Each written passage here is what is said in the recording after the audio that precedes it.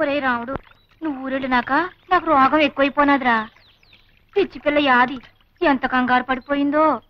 పక్క ఊరు పరిగెట్టి డాక్టర్ బాబుని తీసుకొచ్చి నాకు మందులు ఇప్పించిందిరా. నన్ను బతికించింది. చాలే అత్త, నా ఇష్టం గొప్పగా బావకు చెప్తావేంటి? అట్లాంటి సమయంలో కావలసిన వాళ్ళు ఎవరైనా ఆ మాత్రం చేస్తారు. బావా, నువ్వు కాఫీ తీసుకో.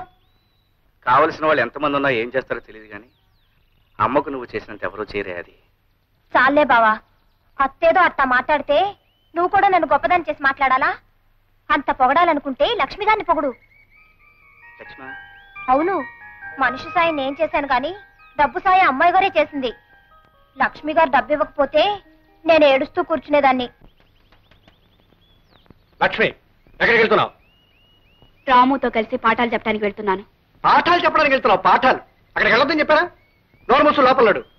మన అంతస్తు పరువు మర్యాద మర్చిపోనా? ఆ రోజు యాది ఒంటి మీద చేవేసినప్పుడు ఈ పరువు మర్యాద ఏమైంది నాన్న? చూడండి, నన్ను ఆపే హక్కు గాని ఈ పరువు మర్యాదల గురించి మాట్లాడే అధికారం గాని ఏనాడో మీరు పోగొట్టుకున్నారు. వస్తాను. అయ్యగారు పోస్ట్. లక్ష్మి, నేను లేనప్పుడు మా అమ్మ వైద్యానికి డబ్బిచ్చి సాయపడ్డందుకు చాలా థ్యాంక్స్. రాము, కావాల్సిన మనుషుల మధ్య కృతజ్ఞతలు రుణపడ్డాలు ఉండకూడదు. మీ అమ్మగారి విషయంలో యాదికి ఎంత బాధ్యత ఉందో అంతకంటే నాకు ఎక్కువే ఉంది. కాదంటావా? నిజాల్ని నీ మాటల్ని కాదని ఎలా అనగలను? క్లాస్కి టైం అయింది. మా ఊరి ప్రజల్ని గింటయ్యా గీగవయ్య అనే 2 పందికొక్కులు దోచుకు తింటున్నారు. డామిట్, ఎవరు మా గురించి పేపర్లో రాసింది? రాఘవయ్య దుకాణం పునాదులు కదిలిపోతున్నాయి. చెకింగ్ కొత్తామని పట్నం నుంచి తాకీదు వచ్చిందయ్యా. నీ దుకాణం పునాదులే కదయ్యా, నా ఇంటి పునాదులు కూడా కదిలే. ఇదిగో నాకు వచ్చింది వెధవ నోటీస్. ఏంటా నీ గోళ? మేము చూసాంలే. ఎలా ఇంటికి నోరు మూసుకుని వెళ్ళు. ఈ వెధవ ఇంటికి పోలిస్తే దారి పొడుగునా మన గురించి చెప్తూ వెళ్తాడు. రై, ఈ విషయం తోకొకటి తక్కువ. అసలు ఏ తుంట్రదవ చేసి ఉంటాడంట అవి పని. ఇంత తెగేసి రాశాడంటే ఎవడో మన విషయం తెలిసిన వాడే రాసి ఉండాలయ్యా. ఎంకన్నా మన ఊరు గురించి పేపర్లో పడింది రోయ్. ఏమని రోయ్? అనగనగా గింటయ్య గేకవయ్య అనే 2 పందికొక్కులు దాచినపల్లి గ్రామాన్ని దోచుకుంటున్నాయంట్రా. అసలు మన ఊళ్ళో గింటయ్య గేకవయ్య అంటే ఎవర్రా? అమ్మ కూర నా కొడకల్లారా. అసలు పెద్దోళ్ళు గొడవలు మీకు ఎందుకురా? ఎతవల్లారా? ఉల్లిపాయలంత లేరు, ఏమిటో పెద్ద పేపర్ చదివినట్టు కబుర్లు చెప్తున్నారు. రై, ఎక్కడ చదివారా పేపర్? అసలు మన ఊళ్ళోకి పేపర్లు ఎలా వచ్చాయి? ఎవరిచ్చారు? ఎవడిచ్చాడరా మీకు? నేను. ఈ రోజు నుంచి ఈ ఊళ్ళో జరిగే ప్రతి అరాచకం బయట ప్రపంచానికి తెలుస్తుంది. బయట ప్రపంచంలో జరిగే ప్రతి మంచి పని ఈ ఊరికి తెలుస్తుంది. ఇన్నేళ్ళ నుంచి మీరు చీకట్లో దాచేసిన ఈ గ్రామం ఇప్పుడిప్పుడే మేలుకుంటుందని గ్రహించండి. దానికి నిదర్శనం ఇదే. పిల్లలు, స్కూల్కి పదండి. చూసావా ఎలా కొట్టించాడో? చెప్పు దెబ్బ. ఎత్తుతాన్ని మమ్మల్ని ఊరించడం కాదు, ఏదో ఒక అవతారం ఎత్తవయ్యా బాబు. ఎత్తేస్తాను. రాజకీయ అవతారం ఎత్తి హైదరాబాద్ వెళ్ళి అక్కడి నుంచి వీడు చెప్పు తీసుకొట్టించకపోతే నా పేరు దాచినపల్లి హిట్లర్ కాదు. నువ్వు అలా చూస్తూ ఉండు. అది ఈ కథ వల్ల మనకి తెలిసింది ఏమిటంటే ఐకమత్యమే మహాబలము. అంటే మనం అందరూ కలిసి ఉంటే ఎవ్వరూ ఏమీ చేయలేరన్నమాట. తెలిసిందా? ఇవాళ అటో తెలిపో. రే రాము, ఇప్పటికి చెప్పిన పాఠాలు చాలు, నువ్వు ముందు బయటన్నాడు. ఏమిటి మీరనేది? ఏమిటా చెప్పవయ్యా? నిన్ను మన్యపడవల్లో ముదనష్టపు స్కూల్కి బదిలీ చేశారు. ఇవిగో ఆర్డర్స్. తీసుకెళ్లి అక్కడ కుక్కలకి నక్కలకి ఐకమత్యం పాఠాలు నేర్పు.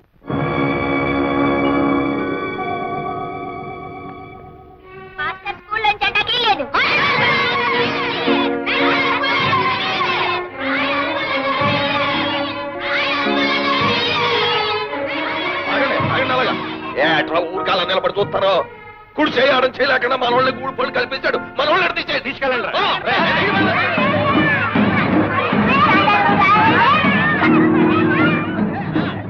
గూడిపు కూర నా కొడకల్లారా. ఆ తెల్ల సొక్కాలు రంగు నెక్కలు ఇప్పేసి కోచి కొట్లు ఎట్టుకుని కోట్లం తోలుకుంటారా యాదవల్ల. ఇప్పుడు తెలిసిందా హిట్లర్ రాగవే సంగతి ఏమిటో?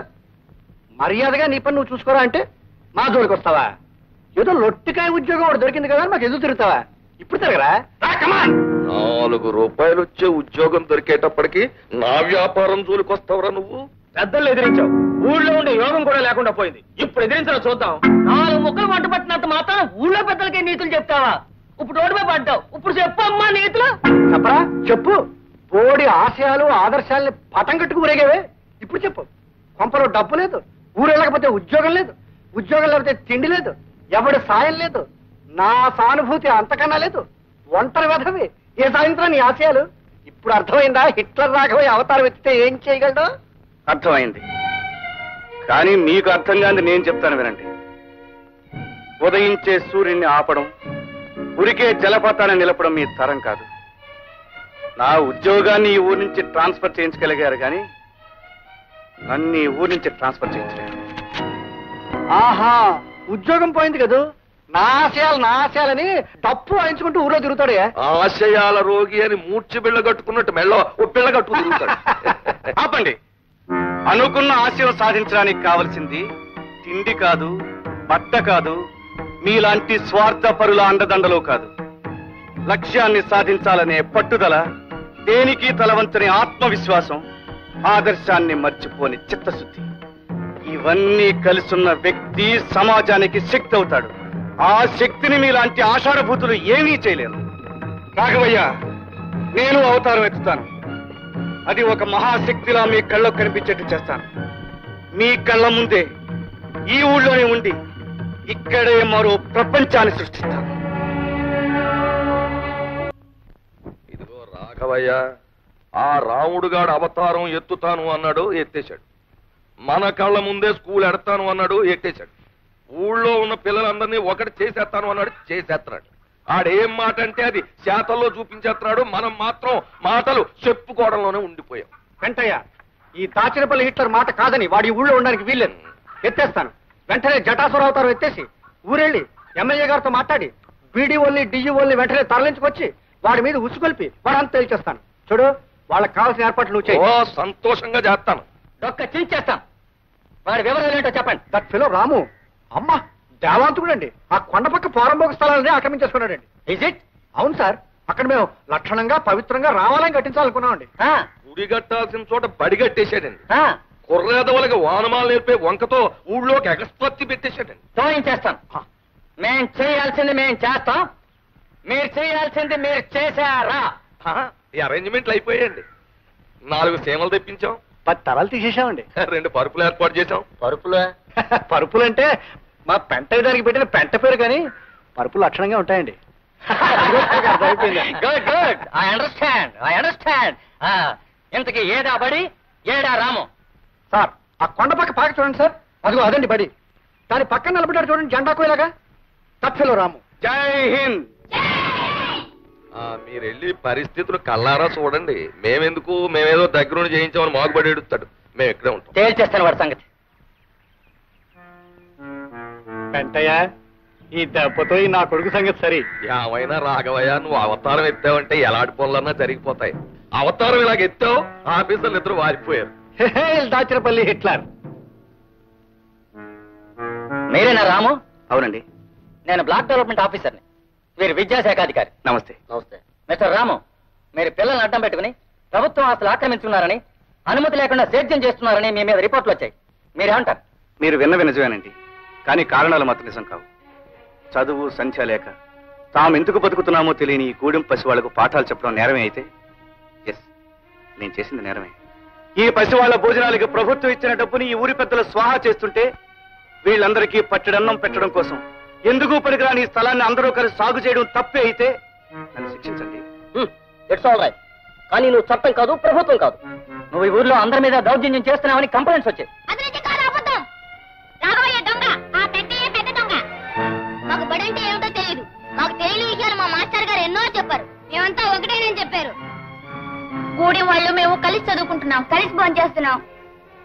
నీ పెద్దయ్యాక మా మాస్టర్లా ఊరూరు తిరిగి మనుషులందరూ సమానమని చెప్పాను.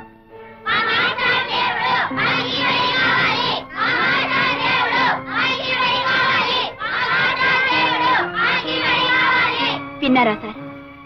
ఈ పసిపిల్లల హృదయాల్లో విజ్ఞానం అనే జ్యోతిని వెలిగించాడు రాము. వీళ్ళింత పవిత్రంగా ఆలోచిస్తున్నారు అంటే, వీళ్ళింత ఆవేశంగా తమ లక్ష్యాన్ని చెప్పగలుగుతున్నారు అంటే దీనికి కారణం రాము. ఇప్పుడు చెప్పండి సార్, రాము చేస్తున్నది నేరవా? మీరెవరు? మీకెవరైతే రాము మీద రిపోర్ట్ ఇచ్చారో ఆ పెద్ద మనిషి కూతుర్ని, రాఘయ్య గారి అమ్మాయిని. మీరు కూడా ఇతనితో పనిచేస్తున్నారా? రాము ఒక వ్యక్తి కాదు, ఒక ఉద్యమం, ఒక ఆవేశం. ఆ ఉద్యమంలో పాల్గొనే అదృష్టం కలిగినందుకు ఆనందపడుతున్నాను, గర్వపడుతున్నాను. కానీ ఊరి పెద్దలందరూ కలిసి ఇక్కడ రామాలయం ఏదో కట్టాలనుకుంటున్నారని విన్నాం మేము. వాళ్ళిక్కడ ఒక్క ఆలయమే కడదామనుకున్నారు సార్. కానీ ఇక్కడ కొన్ని వందల దేవాలయాల ప్రతిష్ఠ జరుగుతుంది. మంచిని కోరే ప్రతి హృదయం ఒక దేవాలయం. ఇక్కడ నిలబడ్డ ప్రతి కుర్రాళ్ళలోనూ ఒక రాముడు, ఒక కృష్ణుడు, ఒక జీసస్ కనిపిస్తారు. సార్, వీలైతే ఈ ఉద్యమానికి మీ ఆశీర్వాదాన్ని ఇవ్వండి, మీ చేయూతనివ్వండి సార్. తప్పకుండా ప్రభుత్వం దగ్గర నుంచి మీకు జరగాల్సిన సహాయం జరిగేటట్టు చూస్తాం. మేము ఇక్కడికి ఒక నేరస్తుడిని నిలయడానికి వచ్చాం, కానీ ఒక కార్యవాదిని కళ్ళారా చూసి పెడుతున్నాం. ఈవేళ సమాజంలో జరగాల్సిన కృషి ఏమిటో చేసి చూపిస్తున్నందుకు I congratulate you Ramu. Best of luck. Thank you sir. ఉన్నారండి.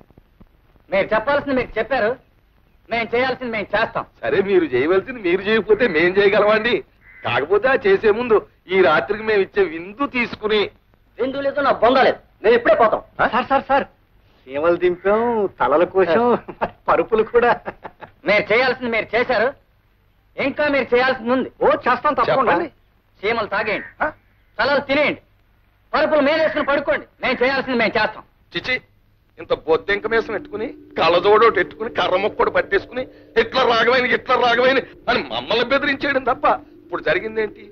గెలుపు ఆడిదైపోయింది, ఓడిపోవడం మనంతో అయిపోయింది. ఎత్తేస్తాను అవతారం ఎత్తేస్తాను అని మమ్మల్ని అందరూ కొట్టేయడం తప్ప ఏం అవతారం ఎత్తావు? ఏ ర్యాంక్ అన్న అవతారం ఎత్తావు? వెంటయ్య, ఫైర్ లో పెట్రోల్ పోసావు. ఇక భగాసుర అవతారం ఎత్తేస్తాను. ఆ రోజు హిట్లర్ కిల్ అన్నాడు, లక్షలాది మంది ప్రాణాలు లేపేశాడు. ఈ రోజు నేను కిల్ అంటున్నాను, సింగిల్ ప్రాణాలు లేపేస్తాను. రే భద్రగా అయ్యా, వెంటనే వెళ్ళి వాళ్ళు లేపేయి, లేదా నువ్వు లేచిపో. Killer die, go. ఈ యాదమ్మ పేరు మీద జాతకం తీయమ్మా. ఆమె మనసులో ఏముందో, ముందేం జరుగుతుందో సరిగ్గా చూసి చెప్పాలి. వచ్చింది, ఇదిగో సీతమ్మ తల్లి పెళ్ళే వచ్చింది. త్వరగా చెప్పోయా బాబు. నీకు నచ్చిన వాడితో పెళ్ళవ్వాలని నువ్వు ముచ్చట పడుతున్నావు. పెళ్లి గడియ దగ్గరలోనే ఉంది. నువ్వు కోరిన వాడితో 6 రోజుల్లోగా తాళి కట్టించుకోవాలి. ఆలస్యం అయితే ఈ జన్మకు నీకు పెళ్లి జరగదు. లస్కో పెళ్లి విషయం నా నోటితో ఎట్ట చెప్పేది బావకి? పలక మీద రాసి చూపిస్తాను. బావ సంబరపడేటట్టు ఇంగ్లీష్ లో రాయాలా? అప్పుడు మురిసిపోయి ఎంతలో మనవాడేస్తాడు. పెళ్లిని ఇంగ్లీష్ లో ఏమని రాయాలా? అమ్మాయి గారిని కనుక్కుంటే ఆడే చెప్తారు. అమ్మాయి గారు, అమ్మాయి గారు, అమ్మాయి గారు, ఏమిటే? నాకు విషయం ఇంగ్లీష్ లో రాయడం మీరు చెప్పాలి. నేను స్నానం చేసి వస్తాను, అంతగా పుస్తకాలు చూస్తూ ఉండు. అత్తగా అమ్మాయి గారు, తొందరగా రండి. లస్కో ఎన్ని పుస్తకాలు! నా మనసుకి మరో రూపం ఈ పుస్తకం. రాము ఊరి నుంచి తిరిగి వచ్చాడు. ఎంతో కాలం దూరంగా ఉన్నా నేనిచ్చిన పెన్నుని భద్రంగా దాచుకున్నాడు. అంటే నేను అతని మనసులో ఇంకా ఉన్నట్టేగా. భార్య అంటే భర్త ఆశయాల్లో అడుగుజాడల్లో నడవాలి అంటారు.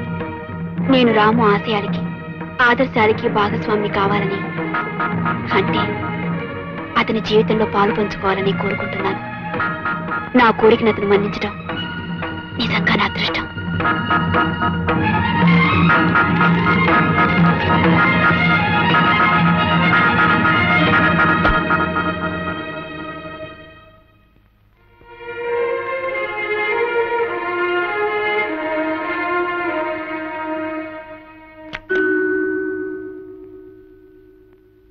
యాది, ఏమిటే ఏదో ఇంగ్లీష్ లో చెప్పమన్నా? ఏమిటది? అమ్మాయి గారు, సంబంధించి వెళ్ళొస్తాను అని సెలవు తీసుకుంటున్నాను అనుకోండి, దాన్ని ఇంగ్లీష్ లో ఏమంటారు? గుడ్ బై అంటారే. GOODBYE, good bye. ఇప్పుడు గుడ్ బై ఎందుకే? తర్వాత చెప్తా గానీ ఇప్పటికి మాత్రం మీ గుడ్ బై అమ్మాయి గారు. Good bye.